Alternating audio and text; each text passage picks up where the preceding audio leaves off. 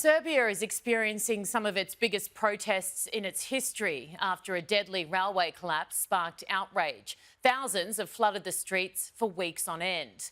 But this isn't just about one disaster.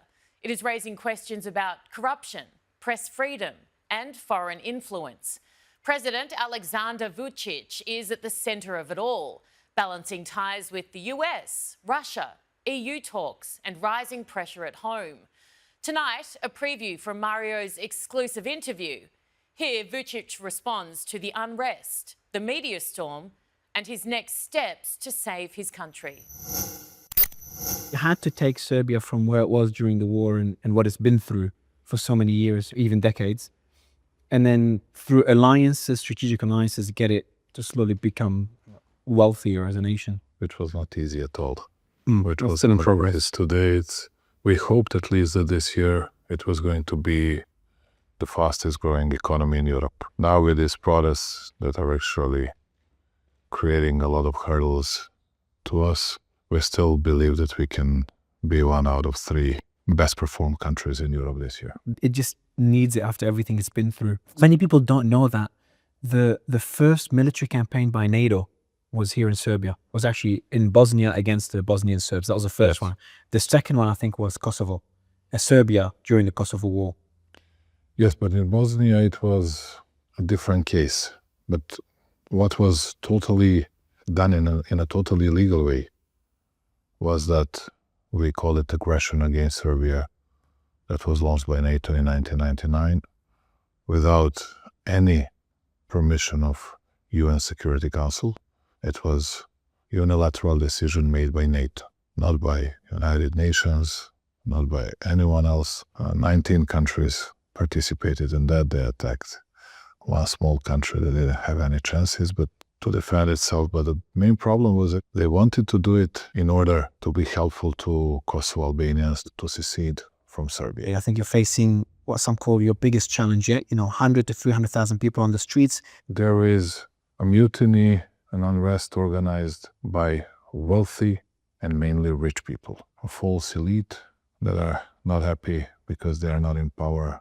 When you look at protests like this, is it fair to say they were funded or they were encouraged by foreign organizations? The majority of the people were not paid by someone from outside. It means almost nothing because they cannot recognize the influence they are exposed to. When they watch media platforms of United Group, they really believe that I was a part of that big drug dealing affair of Jovanjica, which I have never known anything about. But they were pursuing that campaign for 3 years. And after 3 years, just in one day, they were saying, okay, it was not true. It is not really connected with Vučić and his family. But for 3 years, you were persecuting, chasing myself and my family with pure lies. It doesn't mean that you are paid by someone, but these medias are paid by someone from outside as well. It works for years. You create a total network and everything else. When you see that you don't have political parties that are able to oppose to the parties in the government, then you create your own network through different NGOs in every single small city to raise the resistance movements and everything else, in order to use it. There are no demands for anymore. Because you're saying that you've no, it's not about us. Yeah, we did it, but they don't mention it even. But then how would you solve it? Because I think if they're frustrated by corruption in Serbia, I think there is corruption in Serbia. I think Serbia, after the wars it's been through, it's hard not to have. I think there is corruption all over the world. Having gone through what you've achieved in the last 13 years, even prior to that, but mainly the last 10 years or so, you've been very strategic in putting Serbia's interests first. The way you've dealt with China, the way you've dealt with the US, the way you've even dealt with President Biden. I've seen the way you've communicated with them, but you've also described Serbia's relationship with those countries.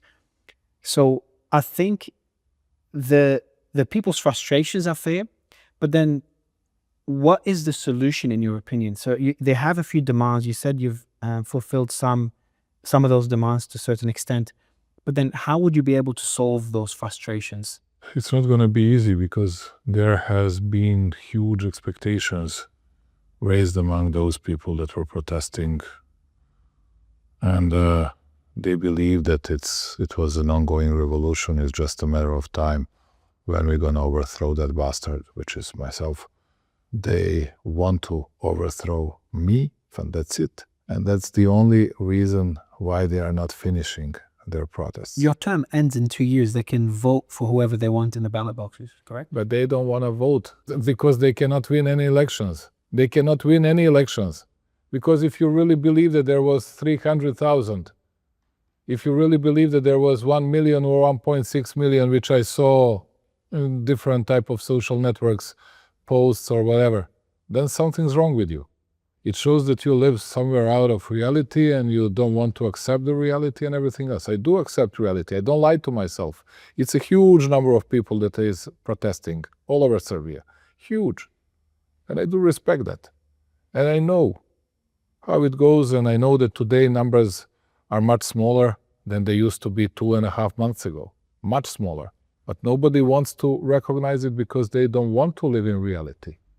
It was like a protest tourism, because there are rich people. You had in Niš around 11,000 people coming from Belgrade. Nice walk, nice stroll, good tourism, fantastic Instagram images. I believe that there is an ongoing investigation in this country, and I cannot reveal some facts because, to tell you the truth, I don't know everything. But what I heard is going to be a lot of issues regarding money laundering and everything else. Of course, there were good things they were doing, but there were very bad things they were doing as well. And now it's time to scrutinize it and to expose it to the world. And I think that it'll be good for the other nations, for the other people to see